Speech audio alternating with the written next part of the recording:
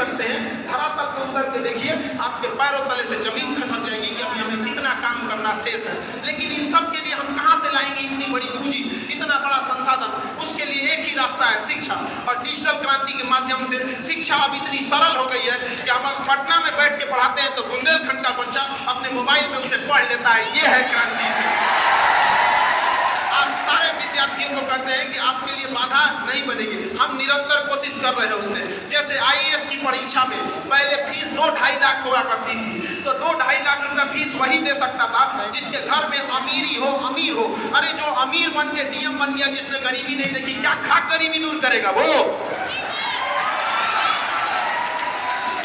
जो कभी पानी में नहीं उतरा वो तैराकी सिखाने गया है। ये तो हाल हो गया है यहाँ पर। तो हमने उसको रियलाइज किया कि 2 लाख की फीस को हम आपके मोबाइल में आपके घर तक महज 6 से 7 हजार रुपये में पहुंचा देते हैं। 2 लाख की पढ़ाई उसी शिक्षक की तरफ से। अभी हमने बिहार में पीसीएस का एग्जाम होता है, जैसे यूपी पीसीएस का होता है, हमने दोनों का चालू किया महज 4 से 4.5 हजार रुपए में। हमारे यहाँ एक बच्चा था, मुकेश नाम था उसका, उसने जब बिहार पीसीएस का प्री निकाला और मेंस निकाला तो उसका इंटरव्यू था। तो इंटरव्यू के टाइम हर बच्चे खुश होते हैं कि अब हम इंटरव्यू के बाद एक पीसीएस अधिकारी हो जाएंगे। वो बच्चा आया और कहता है, एकदम टेंशन में था। तो हमने उससे पूछे, अरे भाई तुमने दुनिया की भारत की दूसरी सबसे बड़ी परीक्षा आईएएस के बाद पीसीएस होता है, उसका प्री मेंस निकाल लिया, अब इंटरव्यू के बाद तो तुम पीसीएस अधिकारी कहलाएगा। तो उसने कहा कि सर मेरे भैया चाय बेचते हैं, मेरे यहाँ घर नहीं है, छप्पर है, और मेरे पास अच्छे कपड़े नहीं है जो इंटरव्यू में पहने जा सकते। आज वो बच्चा पीसीएस अधिकारी है। महज 499 रुपए दिया, उसने महज 499 रुपए दिया था। अभी बिहार में शिक्षक की बहुत सारी आई थी वैकेंसी, उसमें हमारा एक विद्यार्थी आया। तो ऐसे बहुत सारे विद्यार्थी झुंड में आए, लगभग 50-60, जिनका मिठाई नौकरी हो गई थी तो मिठाई खिलाने। वो बच्चा जब हमें मिठाई खिला रहा था तो उसका जो मिठाई मुंह में खिलाना चाहिए ना, ऐसे माथा उठा पे रख दिया।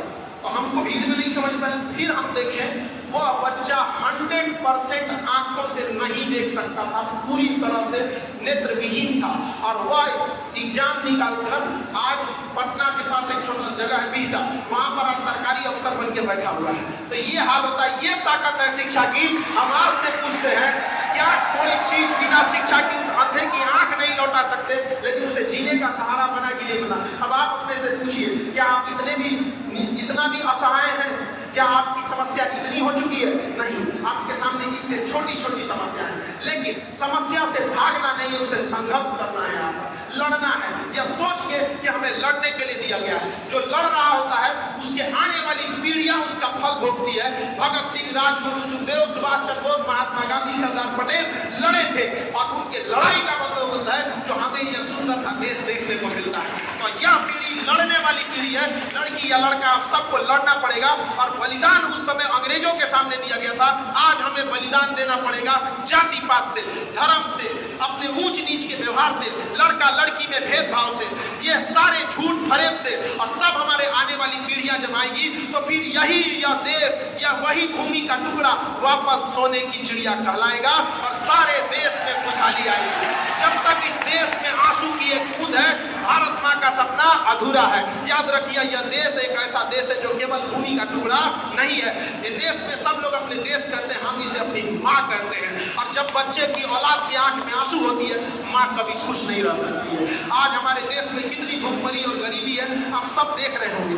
हमें जरूरत है ईमानदारी से काम करने की। आज हमारे देश में इसका बहुत अभाव है। बच्चे को पढ़ने के लिए भेजिए, वो ईमानदारी से पढ़ नहीं रहा है। आप अपने घर पे काम कराने के लिए मजदूर मिस्त्री लगाइए, तो एक आदमी को रहना पड़ रहा है कि ईमानदारी से काम करेगा कि नहीं करेगा।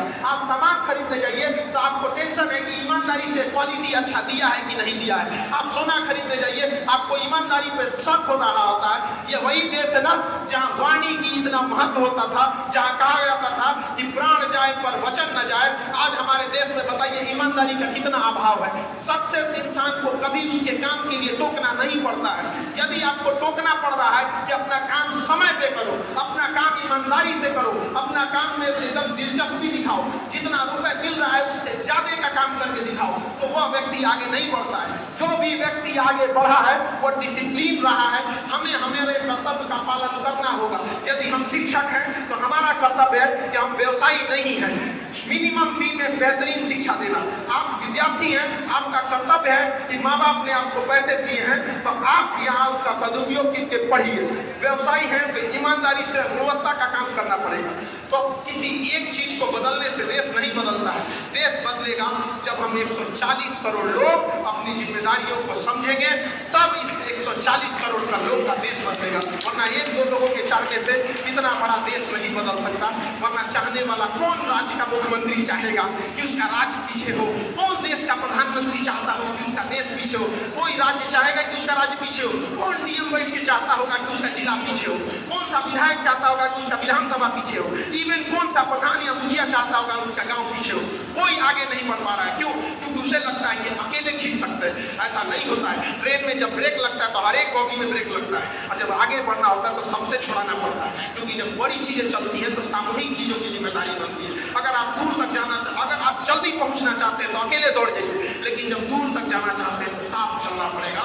अब वो समय आ गया है कि हम सब लोग को एक दूसरे के विकास के लिए साथ चलना ही पड़ेगा।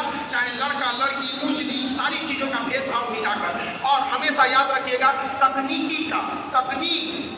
को कभी पीछे मत छोड़िएगा। लेटेस्ट टेक्नोलॉजी का यूज करने के लिए कोशिश कीजिएगा, चाहे जो भी हो। जैसे आज के समय एआई टेक्नोलॉजी आ गई है, एकदम लेटेस्ट है। कोशिश कीजिएगा उसको ज्यादा से ज्यादा सीखा जाए। अगर आप अप टू डेट नहीं रहेंगे तो आप सर्वाइव नहीं कर पाएंगे। आपके सामने घर घर के हाथ में रहने वाला नोकिया मोबाइल बर्बाद हो गया। हमारी आप क्या औकात है? छोटी सी दुकान या घर बिजनेस छोटा सा हो गया। क्यों? क्योंकि वो अपडेट नहीं रह सका था। आपको समाज के हिसाब से अपने को अनुकूल बनाना पड़ेगा। डायनासोर इस पृथ्वी से चले गए सब उतना बड़ा शरीर लेके, क्योंकि समाज वातावरण के अनुकूल नहीं बना सके। आज का समय है आपको तकनीक, शिक्षा और अपने फाइनेंशियल कंट्रोल पे रखना पड़ेगा। अगर आपके पास पूंजी है तो पूंजी भी एक शिक्षा होती है। पूंजी कई तरह का होता है। सब जैसे शिक्षा रूपी पूंजी, किसी के पास बड़ी जमीन है वो पूंजी है, बाप का छोड़ा हुआ करोड़ों का धन है वो भी पूंजी है। तो जिसके पास जैसा है वो उसी व्यवसाय में जाए। शिक्षा का अर्थ ये नहीं होता है कि नौकरी लेके किसी सरकारी विभाग में बैठ गए, सोफा के ऊपर सफेद पर्दा डाल दिए और गाड़ी में सफेद तौलिया ठोक दिए, हाँ भैया तो अधिकारी जा रहे हैं। शिक्षा का अर्थ होता है कि आपके बगल में बैठने वाला व्यक्ति को आभास हो कि शिक्षा क्या महत्व होता है। आपको देखकर कोई अपने आप को कहे मैं 2 रोटी कम खाऊंगा तो दिमाग बच्चों को पढ़ाऊंगा। शिक्षा से अमीर वही व्यक्ति होता है। शिक्षा रूपी धन से जब कोई अमीर होता है तो उसके बगल में बैठे व्यक्ति को आभास नहीं होता है कि वो गरीब है। गरीब व्यक्ति को भी आभास होता है। लेकिन अगर कोई केवल धन से अमीर होता है तो उसके वातावरण, उसका आचरण बता देता है और आपको फील होता है कि वह व्यक्ति बहुत ईमानदारी है। शिक्षा इसके अंदर नहीं है।